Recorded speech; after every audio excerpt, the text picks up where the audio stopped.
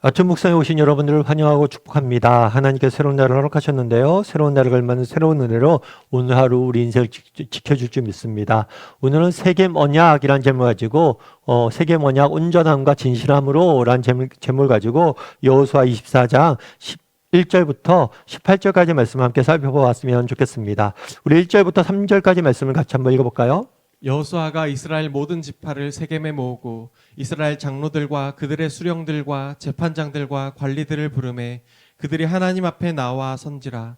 여호수아가 모든 백성에게 이르되 이스라엘의 하나님 여호와께서 이같이 말씀하시기를 옛적에 너희의 조상들 곧 아브라함의 아버지 나홀의 아버지 데라가 강 저쪽에 거주하여 다른 신들을 섬겼으나 내가 너희의 조상 아브라함을 강 저쪽에서 이끌어내어 가나안 온 땅에 두루 행하게 하고 그의 씨를 번성하게 하려고 그에게 이삭을 주었으며. 네, 여호수아가 이제 오늘로 이제 마지막으로 이제 여호수아를 마무리 짓게 되는데, 여호수아 같은 경우에는 이제 가나안 땅에 모든 사람들이 정착을 하고 땅이 분배가 되고 이스라엘 민족들이 정착을 하게 됩니다. 그러자 이제 여호수아가 마지막으로 고별 설교를 하면서 마무리를 지어요. 근데 이 고별 설교를 두 차례에 걸쳐서 합니다. 먼저 어저께 우리가 23장에서 첫 번째 고별 설교를 들었어요. 근데 오늘 또다시 24장에서 세겜에 이스라엘 모든 사람들을 모아놓고 두 번째 고별 설교를 진행하게 됩니다. 그런데 고별 설교를 하면서 이스라엘 여호수아는 모든 백성에게 뭘 이야기하냐면 그동안의 이스라엘의 역사에 대해서 다시 한번 이스라엘 민족의 역사에 대해서 다시 한번 정리를 해요. 그럼 이스라엘 민족의 역사를 정리할 때 제일 먼저 등장한 사람 누구냐면 원래는 아브라함이에요. 왜냐하면 아브라함이 이스라엘의 조상이라고 알려졌으니까.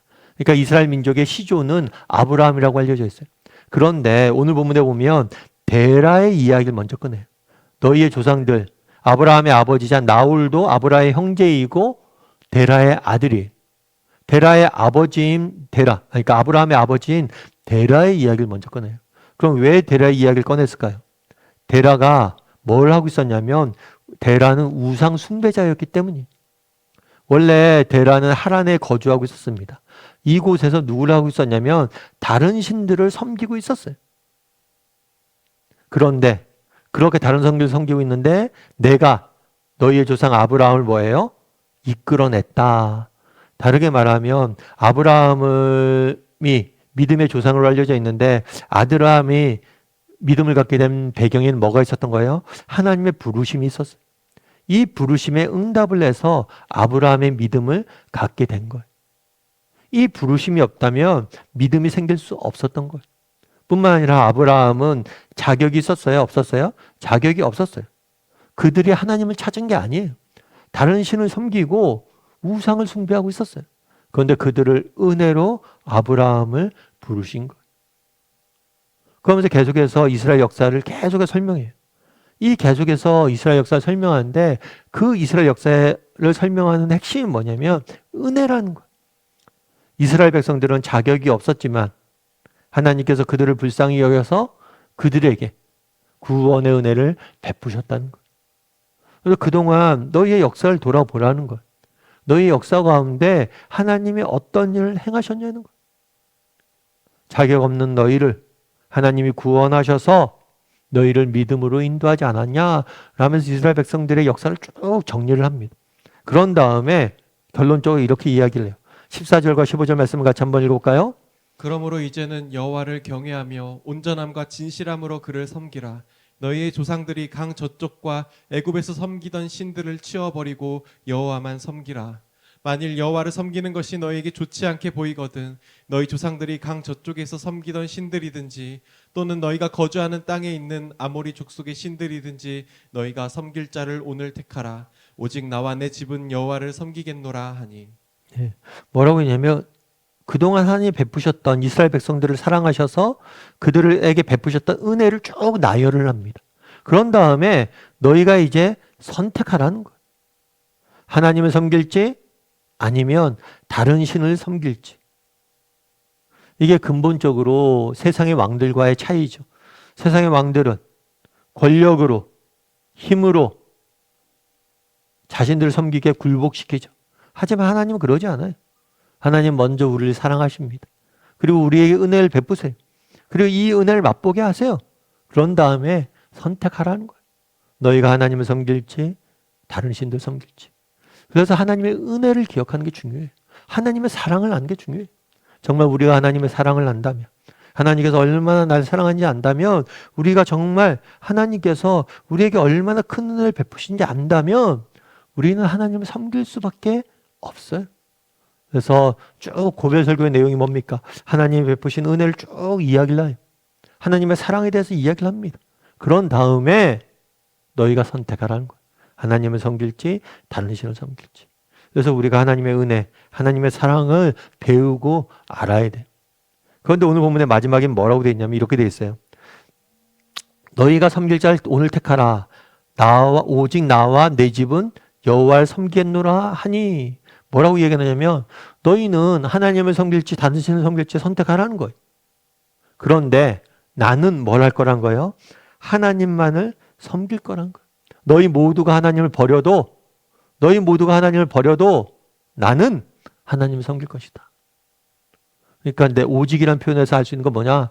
상황과 환경, 여건, 주변 사람들의 반응, 사람의 반응 이런 거에 상관없이 주변 사람들의 평가, 말 이런 거에 상관없이 나는 하나님만을 섬길 것이다. 너희들이 다 버려도 나는 어떤 상황에서도 하나님을 섬길 것이다 라고 여호수아는 말하고 있는 거죠. 그럼 여러분들은 어떠세요? 여러분 이렇게 이야기할 수 있어요? 어떤 상황 속에서도 나는 하나님만을 섬기겠다. 때로는 인생의 고난이 찾아와도, 때로는 내 인생에 정말 큰 축복이 임해도, 내겐 하나님이 필요합니다 라고 하나님을 섬길 수 있는지, 내게 어떤 어려움이 닥쳐도 하나님은 날 여전히 사랑하실 것을 믿고 그분을 섬길 수 있는지, 고난이 있거나 평안이 있거나 어떤 형편 어떤 상황 속에서도 환난 날이나 정말 화평한 날이나 비가 오나 눈이 오나 아니면 밝은 날이나 어떤 형편 속에서도 나는 하나님만 섬길 수 있다라고 고백할 수 있는 사람인지 한번 돌아봤으면 좋겠어요. 그리고 그렇게 고백할 수 있는 사람이 되었으면 좋겠어요. 하나님, 제가 어려움이 있어도 하나님만 섬기겠습니다.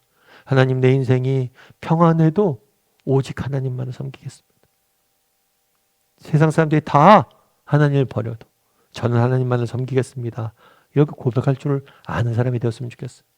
제가 예전에 어떤 책에서 읽은 이야기인데요. 그 이야기는 그런 걸 했대요. 뭘 했냐면 공처가 선발대회를 했대요. 지어낸 얘기 같긴 해요. 공처가 선발대회를 실제로 하겠습니까? 공처가 선발대회를 하니까 각처에서 나름 자기가 공처가다라고 생각하는 사람들이 쭉 모여든 거예요. 모여드니까 이렇게 사람들이 모였는데 그 모여든 장소에 보니까 빨간색과 노란색이 있었어요. 그래서 그런 방송을 했대요. 어떤 방송을 했냐면 자기가 공처라고 생각하는 사람은 노란색 깃발 밑으로 모여주십시오 라고 했어요. 그때 사람들이 노란색 깃발 밑에 쫙 모인 거예요. 그런데 유독 한 사람이 빨간색 깃발 밑에 서 있는 거예요. 그래서 물어본 거예요. 아니, 당신은 공처가 선발대회에 참석했는데 공처가라고 생각하면 노란색 이렇게 깃발 아래로 모이라고 그랬는데 당신은 왜 빨간색 밑에 있습니까? 라고 물었어요. 그랬더니 이 사람이 뭐라고 그랬을까요? 제 아내가 사람 많이 모이는 곳에 가지 말라고 그랬어요. 그래서 노란색 공처가든 노란색 모이라고 그래도 자기는 안 간다고. 누가 진정한 공처갑니까? 누가 진짜 아내 말을 잘 듣는 사람이에요. 이 사람이 진짜 아내 말을 잘 듣는 거예요. 남들이 뭐라고 그러건 어디에 모이라고 그러건 그래 아내가 사람 많은 데 모이면 안 된다고 그랬어. 가지 말아야지. 어떤 형편 속에서도 아내의 말을 듣는 거죠. 우스갯소리를 만들어낸 거겠죠. 근데 여러분 진짜 정말 우리가 이런 태도로 하나님의 말씀을 접하고 하나님을 섬기려고 하는가? 정말 어떤 상황 속에서도 어떤 형편 속에서도 오직 나와 내 집은 여호와를 섬기겠다 고백하는 정말 여호수아의 모습을 보게 됩니다. 우리도 정말 하나님의 은혜, 하나님의 사랑을 기억할 줄 아는 사람이 되었으면 좋겠어요. 그리고 여호수아가 고백했던 것처럼 나를 사랑하시는 하나님, 그 하나님만을 내가 사랑하고 섬기겠습니다. 어떤 형편 중에도 이렇게 고백할 줄 아는 저나 여러분이 되기를 주님의 이름으로 소원합니다. 이 시간 우리 함께 기도했으면 좋겠습니다. 기도하실 때 오늘 말씀 기억하면서 기도했으면 좋겠습니다. 그날의 이스라엘 백성의 역사를 쭉 여호수아가 회고를 합니다. 그러면서 정말 하나님께서 우리를 얼마나 사랑하셨는지, 얼마나 우리에게 큰 은혜를 베푸셨는지 너희가 기억해라 라고 이야기를 합니다. 정말 우리도 하나님의 사랑과 은혜를 기억할 줄 아는 사람이 되었으면 좋겠습니다. 그리고 여호수아는 고백합니다. 나와 내 집은 오직 나와 내 집은 하나님만 섬길 것이다. 어떤 형편 어떤 상황 속에서도 하나님만을 너희가 다 버려도 나는 섬길 것이다 이야기하는 모습도 보게 됩니다. 우리도 여호수아 같은 고백을 할 줄 아는 사람이 되게 해달라고. 어떤 상황 어떤 형편에 있든지 하나님만을 섬기는 그런 사람이 되게 해달라고 이 시간 한 목소리로 같이 기도하도록 하겠습니다. 같이 기도하시겠습니다.